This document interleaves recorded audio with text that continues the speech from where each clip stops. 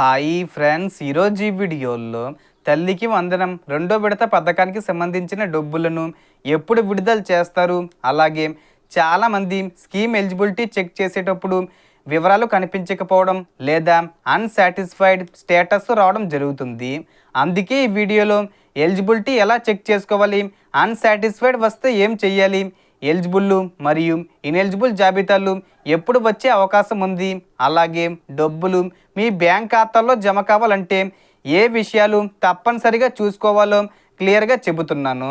And video మీకు నచ్చితే like చేసి షేర్ చేసి సబ్స్క్రైబ్ చేసుకోండి ఫ్రెండ్స్. సో ఏమాత్రం లేట్ చేయకుండా వీడియోలోకి వెళ్ళిపోద్దాం. సో ముందుగా అధికారిక పోర్టల్లోకి వెళ్ళి తల్లి ఆధార్ నెంబరు నమోదు చేయాలి.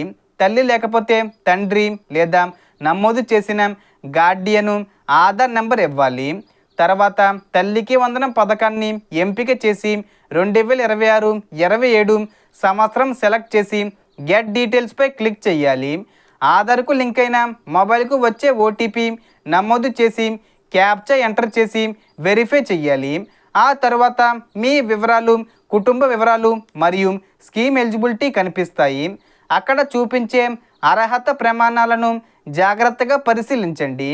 ఆదాయ పన్ను, భూమి పరిమితి, విద్యుత్ వినియోగం, 4 చక్రాల వాహనం, పట్టణ ప్రాంతం ఆస్తి పరిమితి, ప్రభుత్వ ఉద్యోగం వంటి అర్హతలకు సంబంధించిన వివరాలు సరిగ్గా ఉన్నాయో లేదో చూసుకోండి. ఒకవేళ ఏదైనా అంశంలో అన్సాటిస్ఫైడ్ అని కనిపిస్తే దాని కింద కారణం కూడా చూపించే అవకాశం ఉంటుంది. మీరు నిజంగా అర్హులమే అయినా పొరపాటున అన్సాటిస్ఫైడ్ వచ్చినట్లయితే ఎలిజిబుల్ మరియు ఇనెలిజిబుల్ జాబితాలు విడుదలైన తర్వాత ప్రభుత్వం గ్రీవియన్స్ నమోదు చేసుకునే అవకాశం ఇవ్వవచ్చు. అప్పుడు సంబంధిత సచివాలయంలో అవసరమైన ఆధారాలతో దరఖాస్తు చేసుకోవచ్చు. ప్రభుత్వం ప్రకటించిన సమాచారం ప్రకారం ఈ నెల జూలై 16, 17, 18 తేదీల్లో విడతల వారీగా నిధులు విడుదల చేసే అవకాశం ఉందని వెల్లడించారు. ప్రస్తుతం అధికారిక జాబితా విడుదల కోసం వేచి ఉండాలి. సమాచారం ప్రకారం జాబితా నిధులు విడుదలకు ముందే అంటే సుమారు 10 లేదా 11, 12 తేదీల్లో విడుదలయ్యే అవకాశం ఉంది. ఈ జాబితా సంబంధిత సచివాలయంకి చేరి నోటీస్ బోర్డుపై ప్రదర్శించే అవకాశం ఉంటుంది.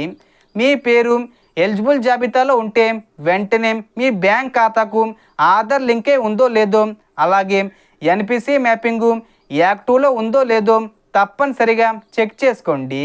ఒకవేళ ఎన్పిసిఐ ఇన్యాక్టివ్గా ఉంటే బ్యాంకు లేదా సేవా కేంద్రం ద్వారా యాక్టివ్ చేయించుకోండి. ఎందుకంటే డీబీటీ ద్వారా ప్రభుత్వం డబ్బులను నేరుగా ఆధార్కు మ్యాప్ అయిన బ్యాంక్ ఖాతాల్లో జమ చేస్తుంది. సో దీనికి సంబంధించి ఏ చిన్న ఇన్ఫర్మేషన్ వచ్చినా నేను వీడియో చేసి పోస్ట్ చేస్తాను. ఆ యొక్క అప్డేట్స్ మీరు మిస్ కాకుండా ఉండాలంటే వెంటనే మన ఛానల్ని సబ్స్క్రైబ్ చేసుకోండి. సో మొత్తం ఇన్ఫర్మేషన్ ఇది ఫ్రెండ్స్. మీకు ఈ వీడియో నచ్చితే లైక్ చేయండి, షేర్ చేయండి అండ్ సబ్స్క్రైబ్ చేసుకోండి. Thanks for watching.